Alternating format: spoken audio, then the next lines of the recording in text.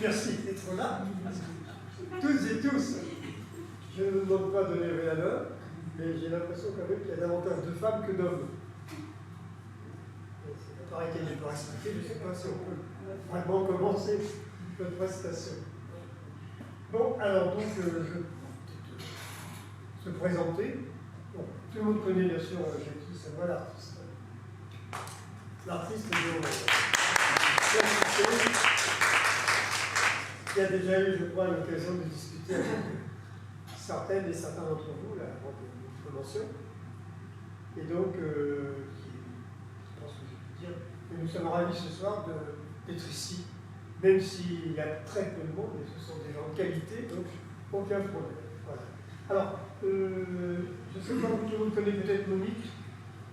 Alors, Monique est une ex-comédienne du théâtre Maxime Gorky, de la troupe du théâtre Maxime Gorky, qu'on appelle désormais la Foudre. La Foudre. Enfin, c'est pas un mot qu'on appelle comme ça. C'est pas toi, la Foudre. Alors, je te donne une petite parenthèse parce que nous utilisons le TMG. Le TMG. La Foudre, c'est un nom qui a été donné quand il y a eu un changement de municipalité. Bah oui. Et je me rappelle à l'époque avoir discuté avec Zimret, Oui. avocat. Il m'a dit oui, c'est un mot formidable, c'est l'énergie, c'est le feu, c'est la force. Sauf qu'il a oublié de dire quand même que la Foudre, c'est le nom des anciennes filatures de Petit Quevilly, filatures du 19e siècle. Donc ma tante, une de mes tantes, a travaillé donc, au 20e siècle et y a usé sa santé. Donc pour moi, c'est plutôt un nom qui foudroie les gens. Pour moi, c'est pas du tout un terme qui a fait un nom qui... Voilà. Donc alors, moi aussi, j'étais comédien donc, de la même troupe du théâtre Maxime Gorky, donc du TMG. Et nous connaissons bien sûr depuis plusieurs décennies, puisque Monique a joué dans la Comédie de Vienne, on a joué tous les deux dans Zardandin, de Molière, et puis dans de nombreux récitals. On a joué pas partout, mais on a quand même pas mal en Normandie, on a joué dans différentes villes. En particulier, on a joué donc, au théâtre du Havre. Vous avez fait des trucs au Moulin d'André qui est loin. Au Moulin d'André, on a fait plein de choses. Voilà. Alors donc, commencer. La femme des longues patiences. Dans les sèves, dans sa fièvre, écartant ses voiles, craquant ses carapaces, glissant hors de ses peaux. La femme des longues patiences se met lentement au monde, dans ses volcans, dans ses vergers, cherchant cadence et gravitation, étreignant sa chair la plus tendre, questionnant ses fibres les plus rabotées. La femme des longues patiences se donne lentement le jour. C'était un poème d'André Chédid qui parle avec ses mots du corps, du temps, de la lenteur du vivant, avec cette part du féminin qui se transforme et s'invente à nouveau. Et elle nous a quittés le 6 février 2011. Ça fait 15 ans.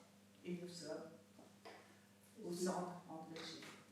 Voilà. Donc nous donnions enfin à ouvrir cette petite prestation par un poème d'André Chédid. C'était bien sûr, ça paraît indispensable. Voilà. Alors donc nous allons vous présenter notre petite prestation qui va se diviser en deux parties. Une première partie poétique et une deuxième partie qui sera sur Olympe, bien sûr. Alors pour commencer, donc, deux poèmes que certains connaissent. Alors j'avais commencé peut-être par le second. D'autres poèmes, bien sûr, qui sont des hommages à la femme. Alors, le second est un hommage que j'ai écrit, un hommage aux sculptures rouges de Jackie. Dans un livret que vous pouvez retrouver aux éditions Musimo. Et ce poème a été mis en musique avec un accompagnement à la contrebasse, je crois, mais je n'ai jamais pu assister au spectacle puisque ça se passait dans le centre de la France, plus ou moins. Les éditions éditions Musimo, donc ils sont une édition de femmes, donc ils sont tenus par un collectif, enfin, ils sont gérés par un collectif de femmes. Voilà. Et alors le premier texte que certaines ici connaissent, c'est un hommage aux femmes iraniennes, et en particulier un hommage à Narges Mohammadi, qui a été, comment dire, qui est prix Nobel de la paix, et qui est à ce jour toujours emprisonné en Iran. Alors, ce poème, je l'ai présenté chez Célia, dans ton centre culturel, et il y avait des Iraniennes qui étaient présentes, et qui m'ont aidé un petit peu, parce qu'il y a un mot que vous allez entendre dans ce poème, c'est le mot Oma. Alors, Oma, je ne pourrais pas vous le prononcer exactement, parce que ces femmes m'avaient appris à la... Enfin, je m'étais essayé à le dire convenablement, mais c'est difficile de parler de perse. Ça ne ressemble pas du tout à l'arabe. En plus, je ne parle pas arabe non plus, mais là, le perse est une langue qui est très très difficile. Et je l'avais prononcé d'une certaine façon, et attention, parce que là, ça peut vouloir dire vraiment autre chose. Alors, Oma, donc, nous à la française, c'est H-O-M-A.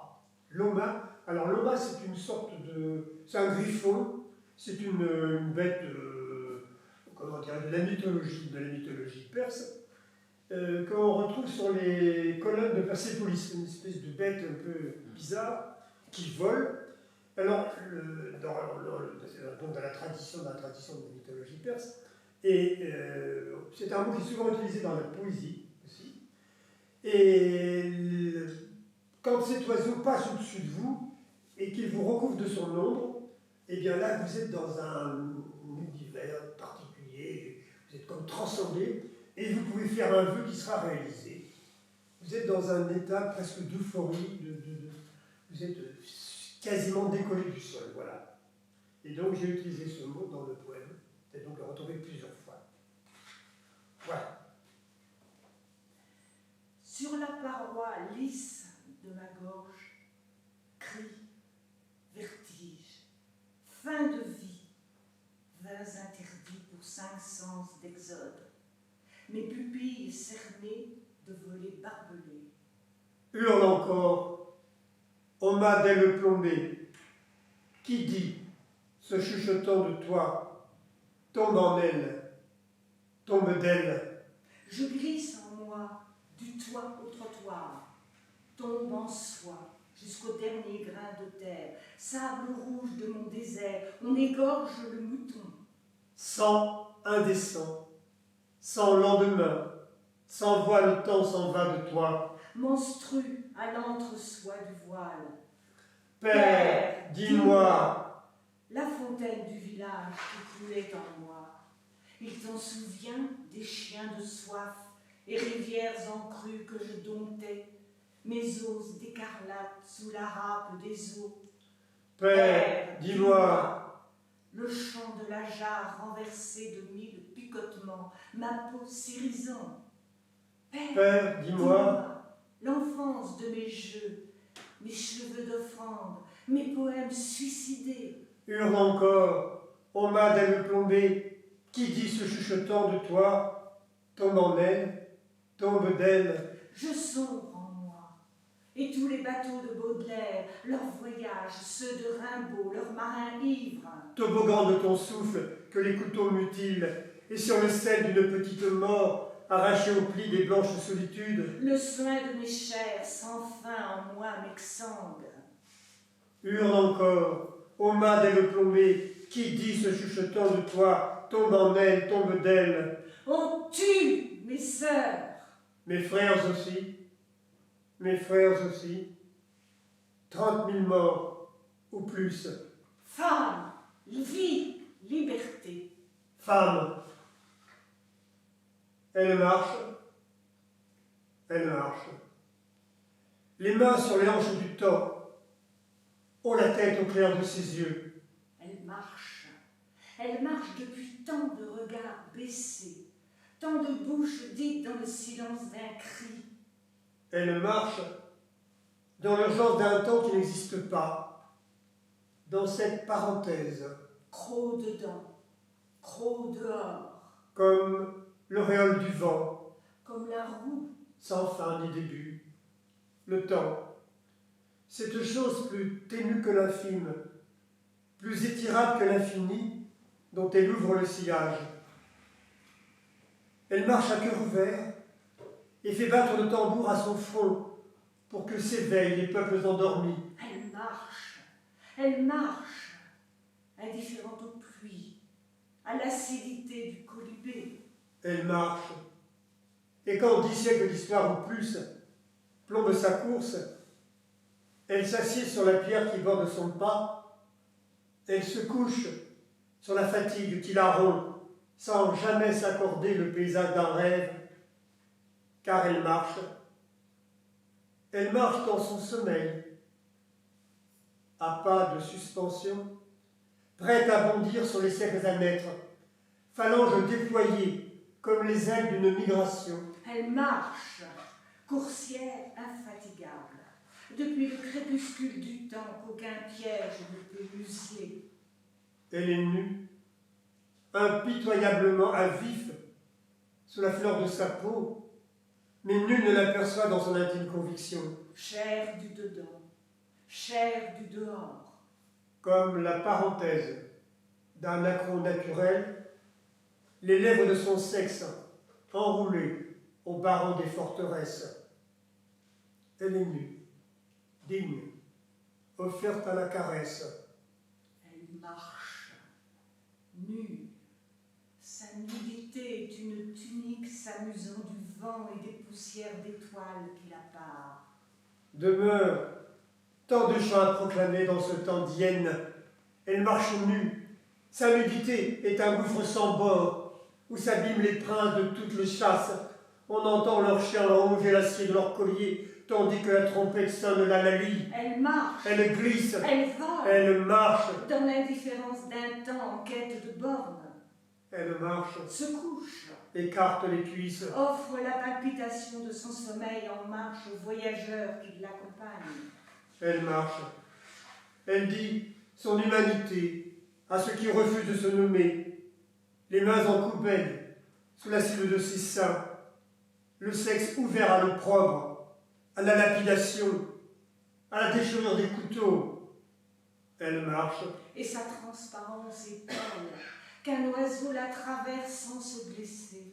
Qu'une abeille la butine dans l'ignorance du jardin, dans la certitude d'un parfum. Que le vent la contourne sans trouver l'arrondi d'un genou ou d'un baiser. La peur de perdre sa dignité dans un puits sans fin où chante le sang des martyrs. Elle marche nue.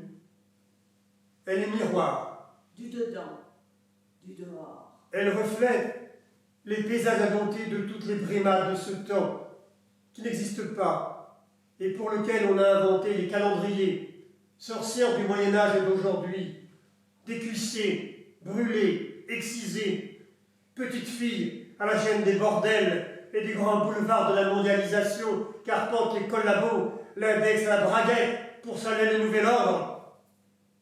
Elle marche. Elle marche. La femme rouge. La femme rouge. Voilà. Alors, remarquez que deux textes s'emboîtent finalement, mais ils n'étaient pas faits pour ça au départ, mais je pensais qu'ils pouvaient bien sûr se prolonger, se pénétrer finalement, parce qu'on parle des femmes iraniennes, et puis on retrouve cette espèce de cri des femmes, mais c'est la vision d'un homme, c'est la mienne. Hein. Et je dois dire que je suis assez fier d'avoir écrit ces textes parce qu'ils ont quand même été édités aux éditions Musimo, qui sont des éditions de femmes. Donc tenues vraiment par des femmes. Il y a beaucoup plus d'ailleurs dans cette maison d'édition de textes de femmes que de textes d'hommes. Donc j'ai été vraiment, je veux dire, satisfait, enfin heureux d'avoir été choisi parce que peut-être que la fibre féminine vibre d'une certaine façon et ça. C'est le féminin. Voilà, c'est le féminin qui m'y en moi. Alors bien entendu, là le corps féminin dont je parle, c'est pas le corps en marche, c'est pas un corps qui marche en fait, c'est plus un état, une manière d'être, hein, qu'une femme qui galope. Hein. Voilà, c'est une femme dans la résistance. Voilà. Alors, toute l'éducation des femmes doit être relative aux hommes. Leur plaire, leur être utile, se faire aimer et honorer d'eux, les élever jeunes, les soigner grands, les conseiller, les consoler, leur rendre la vie agréable et douce. Voilà les devoirs des femmes dans tous les temps et ce qu'on doit leur apprendre dès leur enfance. Bien sûr, ce n'est pas moi qui ai écrit ça. C'était un extrait de Émile, de l'éducation de Jean-Jacques Rousseau, philosophe, et ça a été écrit en 1762. Voilà. Alors c'est vrai que, sous l'Ancien Régime, les femmes elles ont le droit d'user de leur charme, essentiellement de leur charme, pour asseoir leur position sociale et conquérir le pouvoir par l'intrigue. Alors les plus aisés, bien sûr, ils font le ministère, et les moins riches, qu'est-ce qu'ils font? Eh bien, ils vendent leur corps. Alors surtout à Paris, ils vendent leur corps. À l'aube de la Révolution, il dit qu'il y avait à Paris à peu près 30 000 prostituées. 30 000, et d'après mes renseignements, il semble qu'il y en ait 40 000 actuellement. Pour Paris, peut-être avec sa banlieue. Alors, j'ai les chiffres quand même. En 1789, Paris comptait 600 000 habitants. 600 000 habitants pour 30 000 prostituées. Aujourd'hui, c'est Paris, intramuros, je crois que c'est 2 millions, à peu près 2 millions d'habitants pour 40 000 prostituées. Donc on voit quand même la population qui est multipliée par 3, et il y a quasiment autant de prostituées. Donc il y en avait partout, on peut dire des prostituées. Voilà. Alors, bien entendu, quand on n'est pas prostitué, qu'on a une certaine éducation, qu'on appartient à la bourgeoisie ou à la noblesse, eh bien, on peut rentrer dans les ministères, être la favorite du roi, comme la Dubarry qui deviendra la maîtresse de Louis XV. Mais le prix, souvent, est très cher à payer. Quelquefois, c'est la chute, c'est l'abandon, et c'est ça. Là, on se retrouve aussi quelquefois là. Donc avec la Révolution, c'est tout un système qui est fondé sur l'intrigue et les alliances matrimoniales qui vacillent, et une femme dont l'histoire a reconnu le nom émerge dans ce siècle des Lumières. Je vais parler donc de l'homme de Gouges. Homme, es-tu capable d'être juste? Je ne sais pas s'il faut entendre par être juste. Dis-moi. Vous voulez dire faire preuve de justice? Ou alors un truc qui fonctionne à merveille? Ma montre vous donne l'heure exacte. C'est une femme qui t'en pose la question. Je ne l'ôterai pas, du moins ce droit. Dis-moi, qui t'a donné le souverain empire d'opprimer mon sexe? C'est une grande question. Ta force? Oh, pas vraiment. Tes talents? Je ne dis pas non, encore que... Observe le Créateur dans sa sagesse.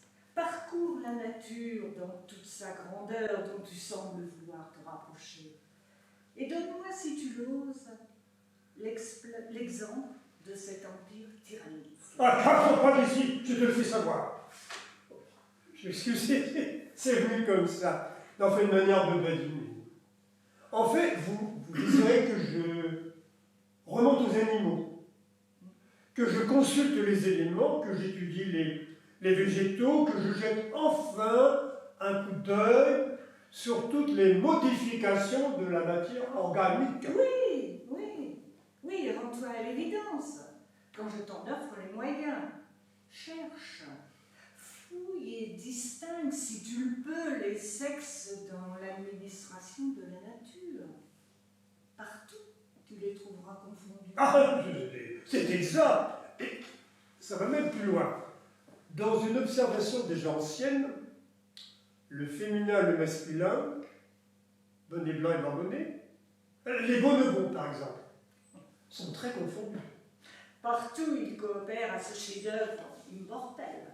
Les bonobos? De Paris au Pérou, du Japon jusqu'à Rome, le plus sot animal, à mon avis, si je puis m'autoriser cette incise, c'est l'homme. C'est faire fi de certaines pratiques, d'accord. N'est pas encore à l'heure de l'intelligence artificielle, mais quand même, la nature n'est pas, ne constitue pas un modèle, nature et culture, nature et raison, l'être suprême. L'homme seul s'est fagoté un principe de cette exception, bizarre, aveugle, boursouflé de science et dégénéré. Ah, je ne puis accepter. Dégénéré dans ce siècle de lumière, dans l'ignorance la plus crasse. Oh, de grâce. Il veut commander en despote sur un sexe qui a reçu toutes les facultés intellectuelles. Soit. Admettons. Il prétend jouir de la révolution et réclamer ses droits à l'égalité, pour ne rien dire de plus. Bon, s'il y a des choses à dire, vous permettez que je prenne le relais. Cher Hollande de Gouges, de votre vrai nom, Marie Gouze, née en 1748 à Montauban, fille d'Anne Olympe Mouisset et de Pierre Gouze, maître boucher qui vous reconnaît, mais qui n'était probablement pas votre père biologique. Bon, ça c'est une autre histoire. Ce père donc meurt un an après votre naissance. Vous recevez une éducation plutôt lacunaire. Hein. Ça ne m'a pas empêché de créer une pièce à la Comédie Française, Zamore et Mirza, dans laquelle je dénonçais l'esclavage des Noirs. Quelques petits problèmes avec les colons, oui, les propriétaires d'esclaves, ça les agaçait. Et ces messieurs siégeaient tous à un mètre de l'Assemblée nationale. J'ai failli être envoyé à la Bastille. En 1765, vous avez 17 ans. On vous marie sans votre consentement à un officier de goût d'une condition sociale inférieure à la vôtre. Vous accouchez d'un garçon. Oui, 1767. 1767, exact. Vous prenez un amant. En 70. Vous vous installez à Paris avec lui. Ah, la nouvelle vie, la capitale, les nouveaux amants. Quelle merveilleuse pièce de théâtre. Sans jeu de mots pour y jouer la vraie vie, et puis vous changez de nom en modifiant votre nom de famille et en l'anoblissant par l'ajout d'une particule. J'arrête. Vous pourriez ajouter que j'ai élevé seul mon fils et que j'ai donné une pension à ma pauvre mère. Je voudrais en outre une loi qui avantage les veuves et les demoiselles trompées par les fausses promesses d'un homme à qui elles se seraient attachées. Oui, une sorte d'indemnité proportionnelle à leur fortune, si je comprends bien. Parfaitement. Je sens de la révolte chez vous, proche de la conscience de classe, malgré la particule Olympe de... Bien entendu, notre discussion, cette interview, appelez ça comme vous voulez, est pure fiction, mais si j'ôte ma montre, Rodrigue, les bonobos et l'IA, elle restitue à la virgule près les propos que vous clamâtes jadis à l'encontre des hommes que vous égratigniez. Jadis de trop. Égratigniez et pratiquez cependant. Je suis une femme libre et très courtisée, ne vous en déplaise.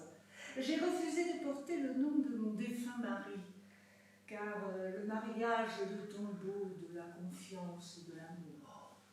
Je pratique l'union libre, et certains hommes s'accordent pour dire que je jouis des mêmes facultés intellectuelles.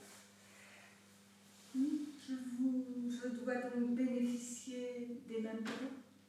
Toutes les femmes, sans exception, doivent d'ailleurs en bénéficier.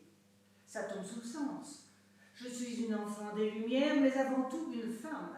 Je n'y peux rien, c'est comme ça. Une femme indépendante et libre d'attache. Libre, vous comprenez?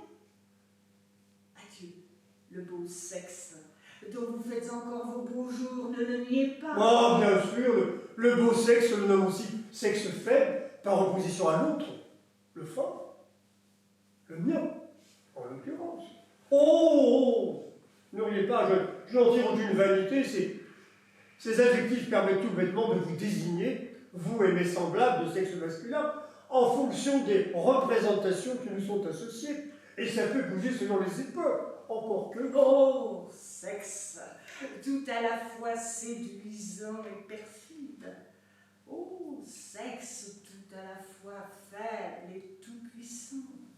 Oh, sexe à la fois trompeur et trompé. quelle est actuellement votre consistance? Je parle du sexe féminin, bien entendu. Bon, juste une précision qui peut vous intéresser. Simone de Beauvoir, en 1949, fera paraître un livre, Le deuxième sexe, qui montre que les femmes sont considérées comme secondaires. Je ne sais de qui vous parlez, mais j'adhère à ce propos. La Bible nous dit que Dieu aurait créé Ève à partir d'une côte d'Adam. Dieu, officier de bouche et sa côte flottante. Quelle sornette. La femme serait donc secondaire dans le processus de la Genèse? C'est insensé. Exact, exact. Elle ne serait que l'image de celui qui a été créé à l'image de Dieu. La femme n'est pas femme, elle le devient toujours selon Simone de Beauvoir. Oui, s'imposer, s'inventer un destin. Aujourd'hui, une femme ne s'appartient pas. Notre droit conserve la domination des pères, des époux, des oncles et des frères. Elles sont mineures à vie. Elles ont rarement la possibilité d'être éduquées. Je vais vous faire un aveu, moi-même. J'ai éprouvé quelques difficultés à signer mon contrat de mariage. Mon écriture vacillait sur ses jambes, et puis l'orthographe, ça n'a jamais été mon fort. Ça va un peu mieux maintenant. La révolution donne du souffle, de l'espoir. L'histoire dit que vous êtes femme de théâtre et que vous produisez des pièces qui s'attaquent au mariage forcé, à la prise du voile sous contrainte. Vous y réclamez le droit au divorce, la prise en charge des enfants nés hors mariage et même la création de maisons de charité pour y accueillir les femmes les plus démunies, d'accoucher dans des conditions d'hygiène satisfaisantes. Oui, j'ai même créé un petit théâtre et publié quelques pièces, romans, essais, ainsi qu'un conte, Le Prince philosophique. Votre plume écorche souvent les hommes. Vous n'hésitez pas d'ailleurs à faire placarder sur les murs de Paris des affiches qui prônent la défense de la cause des femmes, mais aussi des Noirs, votre fameuse lutte contre l'esclavage. Mais revenons à la femme. D'autres que vous, en des temps antérieurs, ont également défendu sa cause. Je pense à la poétesse de la Renaissance, Louise Labbé, qui sommait les vertes dames d'élever un peu plus leur esprit par-dessus leur quenouille et fuseau, à Marie de Gournay, en 1622, défendant l'égalité des hommes et des femmes, mais surtout à Ninon de Langelot, courtisane, et femme de lettres qui a voulu vivre comme un homme et que vous avez célébré, je crois, dans l'une de vos pièces. Molière, oui, Molière chez Ninon, parfaitement. Trop souvent, chez ces femmes de bonne volonté, de simples jolis mots bien tournés, poésie, discussions de salon, que je fréquente d'ailleurs, mais quelques pamphlets, rien de plus, qui ne dépassent pas les frontières de l'entre-soi. Ma démarche est différente, radicalement opposée. Et puis, nous vivons une autre époque. Notre roi, Louis XVI, a accepté la Constitution et lui a juré fidélité. Nous avons établi une monarchie constitutionnelle et c'est la paix pour toutes et tous. Ma déclaration des droits de la femme et de la citoyenne, c'est un authentique manifeste. Bon, pour les féministes d'aujourd'hui, parfaitement. Je fais référence, féministe, à une autre époque. C'est un terme qui a été inventé au XIXe siècle. J'ai lu la Déclaration des droits de l'homme et des citoyens, promulguée en 1789, c'est-à-dire 2 ans avant votre Déclaration des droits de la femme et de la citoyenne. En fait, c'est un copier-coller au féminin. Vous avez une manière de vous exprimer. Vous voulez dire plagiat? Oh, vraiment. Et même pas du tout. Ce n'est pas un exercice mondain, un jeu esthétique pour gens de salon qui font la révolution autour d'une tasse de thé avec des ronds de jambes. Ne vous fâchez pas, effectivement. Si l'homme et le citoyen sont remplacés par la femme et la citoyenne, Changement de point de vue, ça change tout. bien sûr, c'est astucieux, puisque ça ouvre un fossé entre les deux textes. La comparaison souligne le manque fondamental d'universalisme de la première déclaration. On change un mot et là, ça déclenche une prise de conscience. Politique, j'insiste, prise de conscience politique. Un procédé qui permet d'éviter la censure et de, développer l'esprit critique. Elle est là l'astuce. Libérer la parole, c'est d'abord l'apprendre. C'est QFP. Donc, pour en revenir à votre déclaration, je vous cite, les mères, les filles, les sœurs, les représentants de la nation demandent donc d'être constitués en Assemblée nationale, considérant que l'ignorance et que l'oubli ou le mépris des droits de la femme sont les seules causes des malheurs publics et de la corruption des gouvernements, ont résolu d'exposer dans une déclaration solennelle les droits naturels, inaliénables et sacrés de la femme, afin que cette déclaration, constamment présente à tous les membres du corps social, leur rappelle sans cesse leurs droits et leurs devoirs, afin que les actes du pouvoir des femmes et ceux d'un pouvoir des hommes pouvant être à chaque instant comparés avec le but de toute institution politique soient plus respectés, afin que les réclamations... Des citoyennes, aux armes citoyennes, à la tribune citoyenne. Femmes, ne serait-il pas grand temps qu'il se fît aussi parmi nous une révolution? Les femmes seraient-elles toujours isolées les unes des autres et ne feront-elles jamais corps avec la société que pour médire de leur sexe et faire pitié à l'autre? Je reprends ce que vous avez écrit. Afin que les réclamations des citoyennes, fondées désormais sur des principes simples et incontestables, tournent au maintien de la Constitution de bonnes mœurs et au bonheur de tous. Parfaitement. En conséquence, le sexe supérieur en beauté, comme en courage, dans les souffrances maternelles, reconnaît et déclare, en présence et sous les auspices de l'être suprême, les droits suivants de la femme et de la citoyenne. Stop. Oui. Et suivent 17 articles que nous allons aborder. Mais dites-moi, tout cela est très... Oui, très aérien et je ne mets aucunement en doute vos compétences littéraires. Et vous êtes vraiment l'autrice de tout ce... malgré votre handicap. Oui et non. Je suis parfois mal à l'aise à l'écrit, je le reconnais. Mais je lis énormément. J'écoute, je suis curieuse de tout. C'est une fringale permanente. Je fréquente les cafés, les théâtres, l'opéra, les salons bien entendu, et surtout l'assemblée, où je ne me prive pas d'intervenir pendant les séances. Pour revenir à l'écriture qui vous tracasse, j'ai dicté à mes secrétaires la plupart de ces textes destinés à l'oralité, car la Révolution exige un verbe nouveau qui sonne bien haut pour faire surgir une société nouvelle. Ça doit jaillir, clamer, vibrer, hurler. Et ça, je peux le faire. Même chanter dans les rues de Paris la libération de la prise de la Bastille lors de la fête de la Fédération. Je m'étais d'ailleurs habillée tout en blanc, avec une couronne de fleurs sur la tête, et je n'étais pas la seule. Article 1er. La femme n'est libre. La femme n'est libre Et demeure égale à l'homme en droit. droit.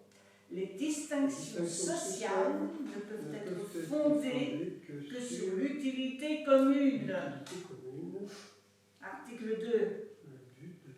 Le but de toute association politique et la conservation des droits naturels et imprescriptibles de la femme et de l'homme. Ces droits sont la liberté, la propriété, la sûreté et surtout la résistance à l'oppression. Article 3. Le principe de toute souveraineté réside essentiellement dans la nation, qui n'est que la réunion de la femme et de l'homme, Nul corps, nul individu ne peut exercer d'autorité qui n'en émane expressément. Article 4. La liberté et la justice consistent à rendre tout ce qui appartient à autrui. Ainsi, l'exercice des droits naturels de la femme n'a de borne que la tyrannie perpétuelle de l'homme qui l'oppose. Ces bornes doivent être réformées par les lois de la nature et de la raison. Article 5. etc. 17 articles donc, au fil desquels j'ai relevé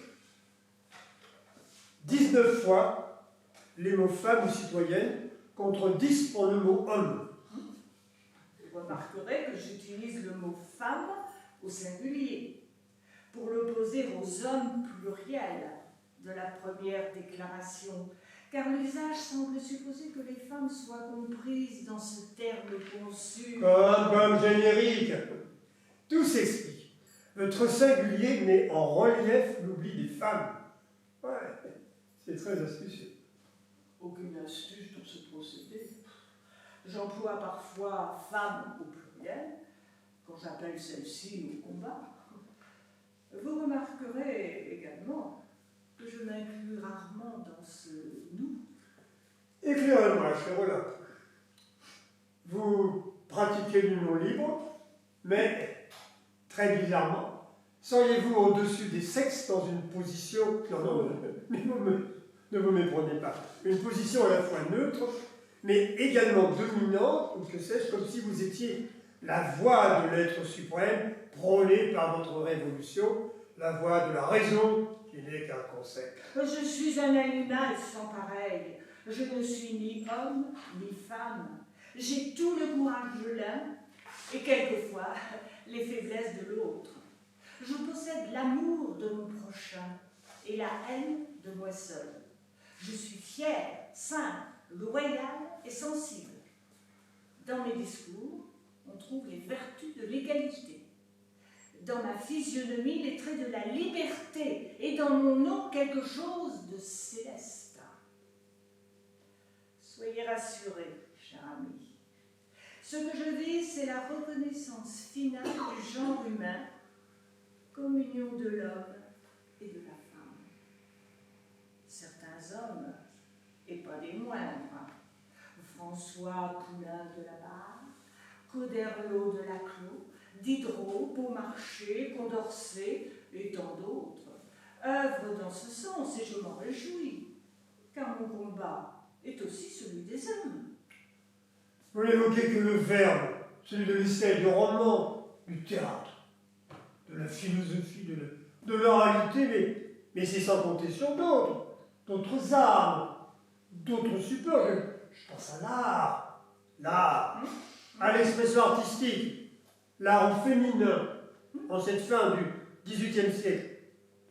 Peut-on parler d'une parenthèse enchantée pour les femmes artistes que vous avez connues, bien que n'étant pas artistes vous-même? Oui, et grâce aux hommes qui ont ouvert leurs ateliers aux artistes citoyennes. Je pense à Jean-Baptiste Greuze, Jacques-Louis David. Ces artistes femmes, si mes renseignements sont exacts, il leur était interdit de peindre des modèles nus. Oh, certes, elles peignent de jolis portraits et de ravissantes natures mortes, mais elles exposent. C'est un progrès. Et certaines ouvrent même leur propre atelier. Petit bouquet de fleurs, que nous effusons au même combat. Vous vous moquez à mauvaise raison. Si les portes de l'Académie royale de peinture ne leur sont que partiellement ouvertes, 4 femmes, pas plus, dès 1790, ce quota est aboli. Et l'année suivante, le salon du Louvre est ouvert à toutes et à tous. Tous, mais pas toutes.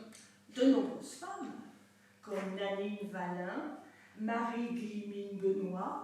En 1793, mais vous n'étiez peut-être pas là.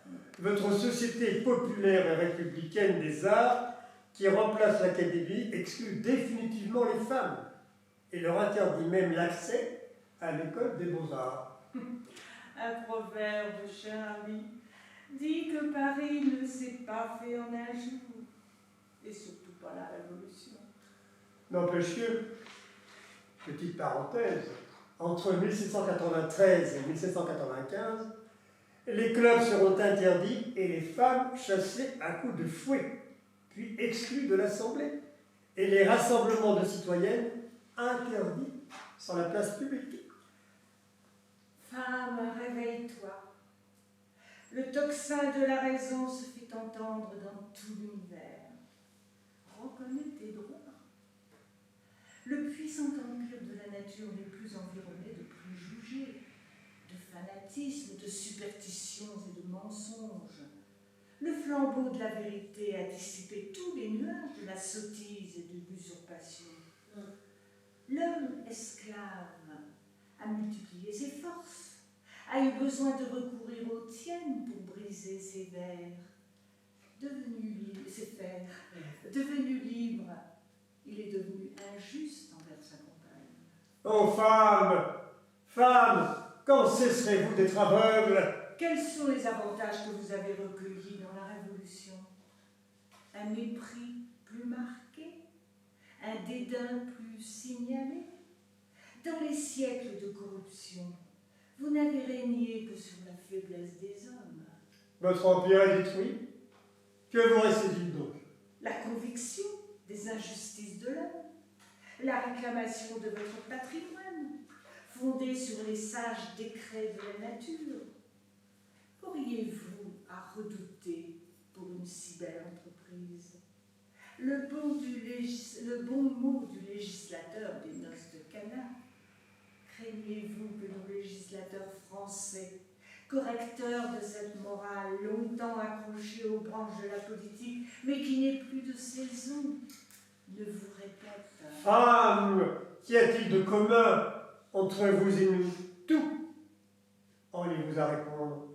S'ils s'obstinent dans leur faiblesse à mettre cette inconséquence en contradiction avec leurs principes, Opposez courageusement la force de la raison aux vaines prétentions de supériorité. réunissez-vous sous les étendards de la philosophie. Déployez toute l'énergie de votre caractère, et vous verrez bientôt ces orgueilleux, nos serviles adorateurs rampant à vos pieds, mais fiers de partager avec vous les trésors de l'être suprême. Quelles que soient les barrières que l'on vous oppose, il est en votre pouvoir de les affranchir, vous n'avez qu'à le vouloir. Passons maintenant à l'effroyable tableau de ce que vous avez été dans la société. Et puisqu'il est question en ce moment d'une éducation nationale, voyons si nos sages législateurs penseront sainement sur l'éducation des femmes. Les femmes ont fait plus de mal que de bien. La contrainte et la dissimulation ont été leur partage. Ce que la force leur avait ravi, la ruse leur a rendu. Elles ont eu recours à toutes les ressources de leur charme, et le plus irréprochable ne leur résistait pas. Le poison, Le fer, tout leur était soumis. elles commandaient au crime comme à la vertu. Le gouvernement français, surtout, a dépendu pendant des siècles de l'administration nocturne des femmes. Le cabinet n'avait point de secret pour leur indiscrétion. Ambassade, Commandement, ministère, présidence, pontificat. cardinalat. Enfin, tout ce qui caractérise la sottise des hommes, profane et sacré. Tout a été soumis à la cupidité et à l'ambition de ce sexe autrefois méprisable et respecté, et depuis la Révolution, respectable et méprisé. Nous avons passé sous silence votre article 10. Nul ne doit être inquiété pour que ses opinions, même fondamentales, la femme a le droit de monter sur l'échafaud. Elle doit avoir également celui de monter à la tribune, pourvu que ces manifestations ne troublent pas l'ordre public établi par la loi. Vous êtes monté sur les deux, cher ami. Arrêté le 20 juillet 1793 pour une affiche que tu n'as pas eu, je me permets de te tutoyer, que tu n'as pas eu le temps de placarder. Tu es emprisonnée. Tu es jugée anti-républicaine.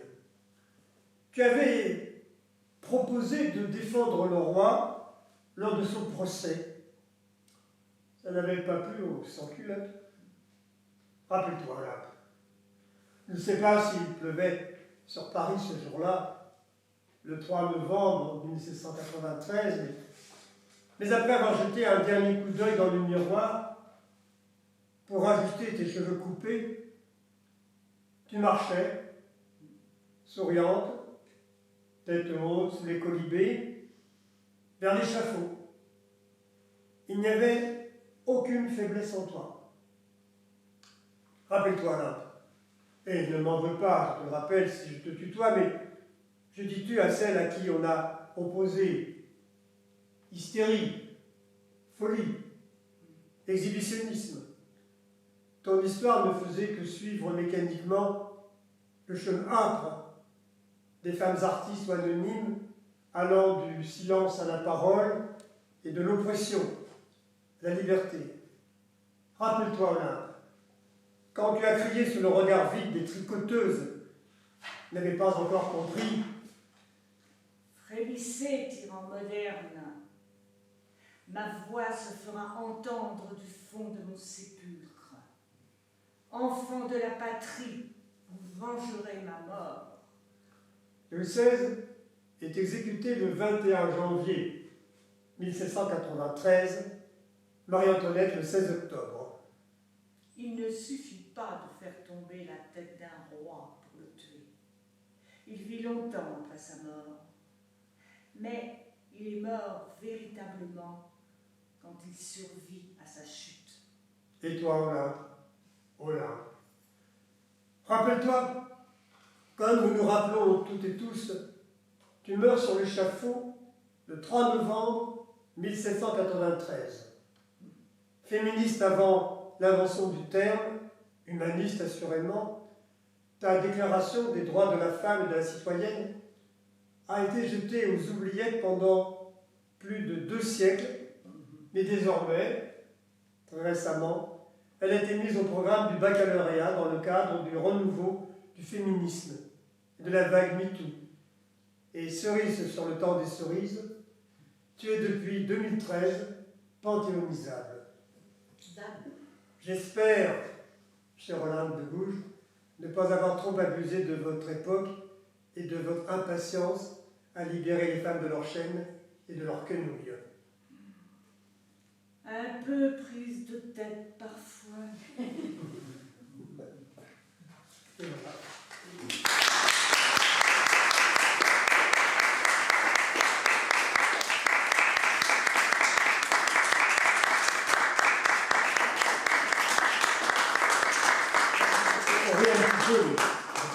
Mais alors, je voudrais quand même dire que tout ce que dit Monique, elle a bien une poème, ce sont les textes de l'Inde de Gouges, que j'ai repris sous forme de réplique. En ajoutant bien sûr un petit peu de fantaisie pour vous vivant, parce que quand on lit par exemple les articles, c'est intéressant, mais c'est un peu plombé quand même. Pour ça, j'ai interrompu à un moment donné, bon, ça va, là, on a compris. Voilà. Donc, vous avez eu peur